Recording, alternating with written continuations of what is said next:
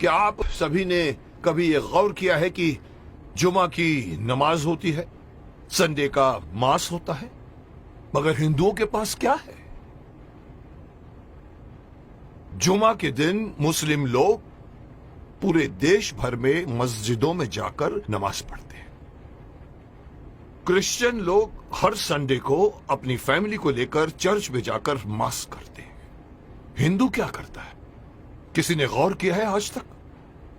और फिर हम शिकायत करते हैं कि हमारे में एकता नहीं है। मुझे कल एक डिस्टर्बिंग चीज देखने को मिली टीवी पर। विश्लेषण करके मुझे बताया गया है, मैंने देखा कि पूरे वर्ल्ड में 190 करोड़ मुस्लिम्स हैं, मुस्लिम राष्ट्रों से मिलाकर। हिंदुस्तान में 100 करोड़ हिंदू हैं, लेकिन वो 190 करोड़ मुस्लिम एक कॉल पर इकट्ठे हो सकते हैं, हो जाते हैं। अगर मैं सिंपल वे से कहूं, एक सीटी मारते ही सब लोग एकजुट हो सकते हैं। क्रिश्चियन लोग मिलकर एक दूसरे से फोर्स बन सकते हैं, लेकिन हिंदुओं का क्या भाई? कोई हिंदुओं के पास में कोई एक ऐसी मैकेनिज्म है जिसके द्वारा पूरे 100 करोड़ हिंदू जाने एक दूसरे को? अरे साहब, नेक्स्ट फ्लैट में कौन रहता है हमें यह भी नहीं पता होता। मुंबई सिटी या हर सिटी की ये बात है। मैं ये कहना चाहता हूं कि हिंदुओं को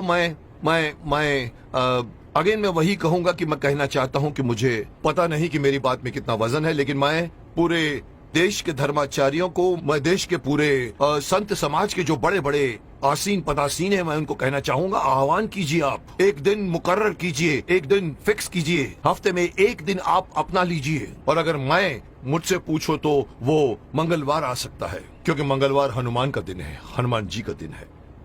एक दिन मुकर्रर कीजिए, एक दिन फिक्स कीजिए, जिसमें पूरे देश भर के लोग अपने अपने इलाके के मंदिरों में जाकर 1 घंटे के लिए बैठ जाएं। क्या करेंगे आप लोग बैठकर? मुस्लिम लोग नमाज पढ़ते हैं, क्रिश्चियन लोग उनका एक अपना सिस्टम होता है, उनके फादर बोलते हैं। आप लोगों को, हिंदुओं को, कोई सिस्टम बनाने की कोई जरूरत नहीं, कोई आरती नहीं, कोई पूजा नहीं। आप ओमकार नाथ का जाप कीजिए। ओम 1 घंटे तक पूरा, जितने भी लोग, चाहे 50 हो, चाहे 100 हो, चाहे 200 हो, एक साथ मिलकर 1 घंटे तक आप ओंकार नाथ का जाप कीजिए। दूसरा ऑप्शन मैं दे रहा हूं, ओम नमः शिवाय, ओम नमः, इसका पाठ करिए आप 1 घंटे तक, या फिर गायत्री मंत्र का जाप कीजिए। अब आप देखिए मैं क्यों इस बात को उठाना चाहता हूं, क्योंकि हमारे हिंदुओं में ये एक बहुत बड़ी मान्यता है कि अपने आप को बहुत सहिष्णु मानते हैं और कहते हैं हिंदू हमारा धर्म, हमारा हिंदू समाज अपने धर्म के प्रति जागरूक नहीं है, अपने धर्म के प्रति पूरी तरह से कमिटेड नहीं है। धर्म कहते हैं हमारा हिंदू धर्म धर्म नहीं है, हमारा धर्म जो है वे ऑफ लाइफ है। मैं हमेशा से मना करता हूं, धर्म था, है और रहेगा। और जब तक आप इसको अपना धर्म नहीं मानोगे, तब तक आपके अंदर कभी भी एकता नहीं आएगी, कभी भी आपके अंदर मोटिवेशन नहीं आएगा, कभी भी आपके अंदर फोर्स नहीं आएगा। इसलिए मैं चाहता हूं कि सारे हमारे पूरे देश में आप इमेजिन कीजिए कि एक साथ पूरे देश में आप एक टाइम फिक्स कीजिए। मेरे हिसाब से रात को 7 से 8 बजे का टाइम फिक्स कीजिए। सब लोग अपना अपना काम छोड़कर अपने नजदीक के मंदिर में जाएं, 1 घंटा बैठें और 1 घंटा बैठ के अपनी सभा होगी, जिसका नाम मैं सजेस्ट करना चाहता हूं। हो सकता है नाम इसका मंगल धार्मिक सभा हो सकती है, या मंगल धार्मिक मिलन हो सकता है, या मंगल धार्मिक मिलाप हो सकता है। आप लोग वहां जाइए। हर हिंदू, मैं अगेन बात करना चाहूंगा, इसमें बौद्ध भी आ जाते हैं, सिख भी आ जाते हैं, जैन भी आ जाते हैं, उनको भी आना पड़ेगा, उनको भी साथ में आना पड़ेगा, क्योंकि 100 करोड़ में उनकी गिनती होती है। उन सब लोगों को अगर ये आदत पड़ जाए, हर मंगलवार रात को 7 से लेके 8 बजे मुझे अपने परिवार वालों को लेकर, साथ में बच्चों को लेकर जाइए और मंदिर में जाके बैठ जाइए। एक मेडिटेशन की तरह से आप लोग बैठकर वहां पर एक सभा कीजिए।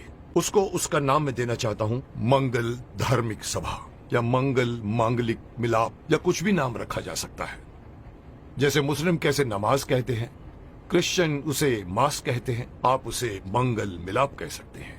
वहां आइए, आप देखेंगे आपका पूरा देश, आपके पूरे देश के 100 करोड़ हिंदू कितनी जल्दी एक दूसरे के साथ एकजुट हो जाएंगे, जिसका इस वक्त, इस कॉन्टेम्पररी आजकल आप देख रहे हैं जिस तरह के माहौल बन रहे हैं, उसमें हमारे हिंदुओं पर लोग एक तरह से हंसते भी हैं। उनको पता है कि ये लोग कोई मिलने वाले नहीं हैं। लेकिन अगर ये होना शुरू हो जाएगा तो आप सही अपने इर्द गिर्द के लोगों को सिर्फ जानोगे नहीं, पहचानना शुरू कर दोगे। जैसे कि मैंने कहा कि सिटीज में पता भी नहीं होता कि नेक्स्ट फ्लैट में कौन रहता है। इस बहाने आप आइए, बाहर निकल कर आइए, अपनी ड्यूटी मान कर आइए। मैं हर हिंदू को कहना चाहूंगा, और इसके लिए मेरी बात नहीं, मैं बड़े बड़े जो हमारे धार्मिक हमारे जो संत हैं, गुरु हैं, उनको मैं आह्वान करना चाहूंगा कि आइए आगे और अनाउंस कीजिए कि हर मंगलवार को 7 बजे से 8 बजे हर हिंदू को किसी नजदीकी मंदिर में जाकर 1 घंटा बैठकर आपको मेडिटेशन करना पड़ेगा। जो बैठेगा उसको भी फायदा होगा, क्योंकि मेडिटेशन में बहुत ताकत है। और दूसरा फायदा यही है कि आप लोग मिलोगे, एकता करोगे। और इस वक्त हिंदू समाज का एकता में आना बहुत ही अत्यंत आवश्यक है। मैं नहीं बताना चाहता, लोग सब समझते हैं कि मैं क्या बोलना चाहता हूं, लेकिन हिंदू समाज बटा हुआ है। जुट और नंबर्स में ताकत होती है। ये हिंदू से निकलकर सिख, ये बौद्ध, ये जैन, इस बहाने साथ में आइए, क्योंकि आप पहले हिंदू हैं, उसके बाद में आप सिख हैं, उसके बाद में आप बौद्ध हैं, उसके बाद में आप जैन हैं।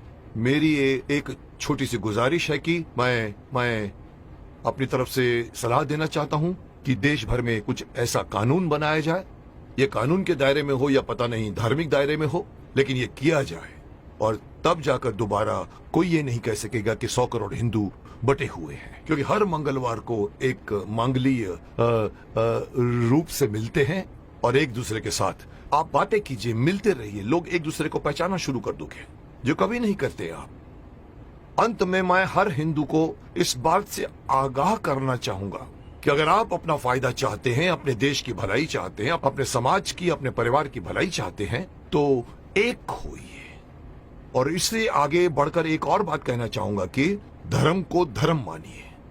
यह मत कहिए कि वे ऑफ लाइफ है। और तीसरी बात, अपने बच्चों को अपने धर्म में इन्वॉल्व कीजिए।